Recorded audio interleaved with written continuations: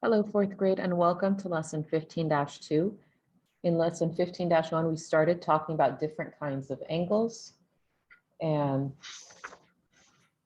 the different names for the geometric terms we talked about. For this lesson, we're going to talk about understanding angles and specifically unit angles. So let's go ahead and jump into our video lesson and then our notes and guided practice together.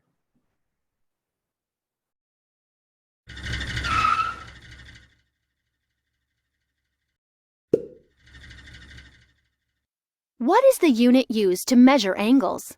Think about this question during the lesson. An angle is measured with units called degrees. An angle that turns through 1/360th of a circle is called a unit angle. How can you determine the angle measure of a right angle and the angles that turn through 1/6 and 2/6 of a circle? You measure length with an inch, area with a square centimeter, and capacity with an ounce. You measure an angle with degrees.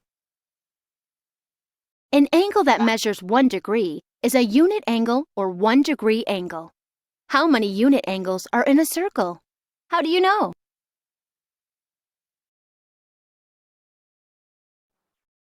Okay, so let's stop and think. They told us that 1 degree is our unit angle for all the degrees in a circle. So 1 degree is 1 out of 360 degrees in a circle. So the total number, remember when we're talking about our fractions, the total number is always the number that's in our denominator. So we know that a full circle has 360 degrees in it. Now remember, when we're talking about unit angles or unit measurements, we're talking about 1 of something. So this is 1 out of the 360 degrees that are found in a full circle. There are 360 unit angles in a circle. Since each unit angle is 1/360th of a circle, there will be 360 unit angles in one whole circle.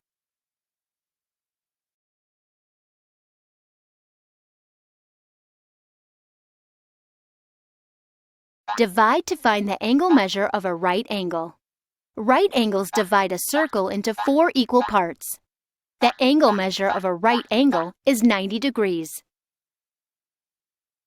Divide to find the measure of an angle that turns through 1/6 of a circle. 1/6 of a circle is one part of the circle that is divided into 6 equal parts.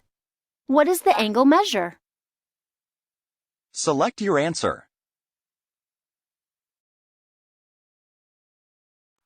Okay, they're asking us 1/6 of a circle is if you take all of the degrees in a circle, or you take the full circle and you divide it into 6 equal parts. So we know that 360 degrees is in one full circle. So to find 1/6 of that, I need to take 360 divided by 6. Or what I could do is I could use my basic facts and I could do what is 36 divided by 6, or 6 times what will give me 36. So I know 6 times 6 will give me 36. So 6 times 610 will give me 360. So over here, 6 tens is 60, right? So 6 times 6 is 36. So 6 times 60 will be 360.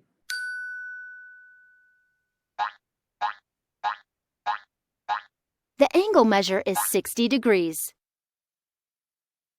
If the circle were larger, would the measure of the angle change? Explain.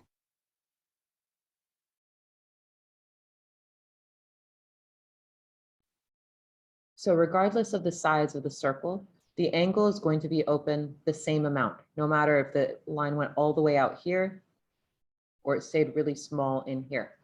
Angle measurements don't change based on the size. So regardless of the size of the circle, if it was a tiny circle or a huge circle, the angle measures from the center point out. So that doesn't change no matter what the outside size of the circle will be. No. No matter what size the circle is, an angle that turns through 1/6 of a circle will always measure 60 degrees. Add to find the measure of an angle that turns through 2/6 of a circle. Remember, 2/6 equals 1/6 plus 1/6. Add to calculate the measure of 2/6 of a circle. 60 degrees plus 60 degrees equals 120 degrees. The angle measure of 2/6 of a circle is 120 degrees. Now you know what unit is used to measure angles. Okay, let's go ahead and jump into our notes and our guided practice. So for this lesson 15-2, understand angles and unit angles. Remember, unit means one. An angle is a measure with units called degrees. A full circle measures 360 degrees. So that the way we write that is kind of like a tiny circle above it. And you read it as 360 degrees. So 1 out of 360 degrees is called a unit angle, because remember, the prefix uni means 1. So a unit angle is 1 out of the total of the 360 degrees. So if a clock shows 3 o'clock, how can you describe the smaller angle made by the clock hands? So we're looking at the measure of this inside part. How do I describe this? So I want to think. I need to find the measure of the small angle between the two clock hands. Now I know there are 12 hours marked on the clock face. So 3 is 1/4. When I get to the 3 o'clock hour, that's 1/4 of the clock face, because 12 divided by 4 is going to give me 3. So 3 o'clock, this over here represents 1/4 of the total degrees in my circle here. So I'm going to take my 360 degrees and divide it by 4, because this shows 1/4. Now, if I were to continue these lines, it would cut like that and like that. It would cut this clock into 4 equal parts. So 360 divided by 4 would give me 90 degrees. Now the inside small angle measures 90 degrees, and it's a right angle. 360 degrees we have in a full circle. 3 o'clock shows 1/4 of the hours on the clock face. So 360 divided by 4 is how we got to 90. Let's take a look at another example. Let's find the fraction of a circle that measures 45 degrees. A 45-degree angle means it is 45 out of the 360 degrees in the circle. So I need to find out what fraction of the circle is 45 out of 360. So I'm going to put in an equation. 45 times A equals 360, or I can do 360 divided by 45 equals A. So A over here is equal to 8 when I do the math. 45 times 8 will give me 360. So 45 out of 360 is the same thing as 1 out of the 8 pieces of this clock.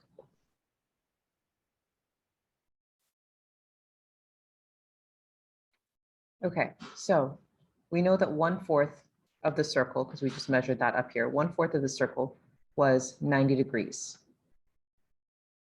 So in our first example, so we also know that 45 is half of 90. So there are 2 times as many parts. Because if we're taking that 90 degrees, that 1/4, and cutting all of those fourths into 2 parts, so they would be cut into 8s. So half of 90 is going to be 45. So 90 over 360 is equal to 1/4, and 45 over 360 is equal to 1/8. Let's take a look at another example. It says, what is a small angle shown on the clock? So over here, we have 1 part out of the 12 parts. Here you can see we have 2 parts out of the 12 parts. Here we have 4 parts out of the 12 parts. So I want to stop and think. I know that there are 360 degrees in a full circle. Now I know if I divide 360 by 12, I can find the angle measurements for each one of these marks on the clock, which is basically the marks for each hour. So 360 divided by 12 gave me 30. That means from here to here is 30. From here to here is 30. From here to here is 30. From here to here is 30. So over here, I'm only measuring 1 part, a jump from 1 hour. So between just these 2 marks. Now we know that 1 mark gave us 30 degrees. So the measure for angle A over here is 30 degrees, because it shows 1/12 of the clock. For angle B, we're seeing 2 tick marks here that we go past. We go 1 and then 2. Now each one of these is 30 degrees. So if I have 2 of them, I'm going to have twice as many. That's 30 times 2. which is going to be 60 degrees because that is 2/12 of my clock. Now for this one, I can say I have 1, 2, 3, 4. I have 4/12 of my clock here. That's 4 jumps after the 12. So 4/12 is equal to 120 degrees, which is 30 plus 30 plus 30 plus 30, because there's 4 of them. And we said that each one of them measures 30 degrees. Now let's take a look at our guided practice. Number 1 says, what fraction does a 120-degree angle turn through? So 120 degrees, we know, is the same thing as 4/12, just like we saw over here in example, 4/12 of our clock face. So 120 degrees is equal to 1/3, because 4/12 can be simplified into 1/3. Or I could have done it as 120 over 360, and then I could have taken off the zeros. So I can show you what that would have looked like. If I did it that way, if I did 120 out of the 360, first I could divide both sides by 10, and it'll get rid of those zeros. That would give me 12 over 36. And I know I can divide both of these by 12. So 12 divided by 12 is equal to 1. 36 divided by 12 is equal to 3, because 12 times 3 equals 36. 3 times 2 is 6. 3 times 1 is 3. So we know that 120 out of 360 is equivalent to 12 over 36, which is also equivalent to 1/3. For number 2, it says Mike cuts a pie into 4 equal pieces. What is the angle measure of each piece? Write and solve an equation. So for this part, you need to write and solve your equation. You need to name your variable. So 360 divided by 4 equals A. Now A is going to be my angle measure. I can also do 4 times A equals 360. So let me drop that 0 for a minute.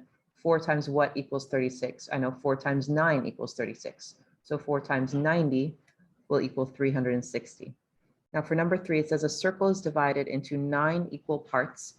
What is the angle measure of each part? So I'm going to do the same type of thing.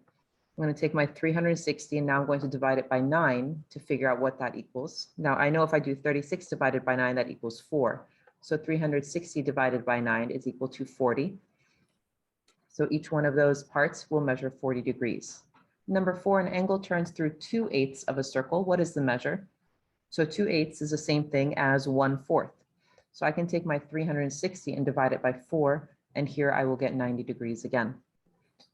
That takes us through the end of this lesson. If you have any questions, let me know. Otherwise, have a great day. Take care. Bye-bye.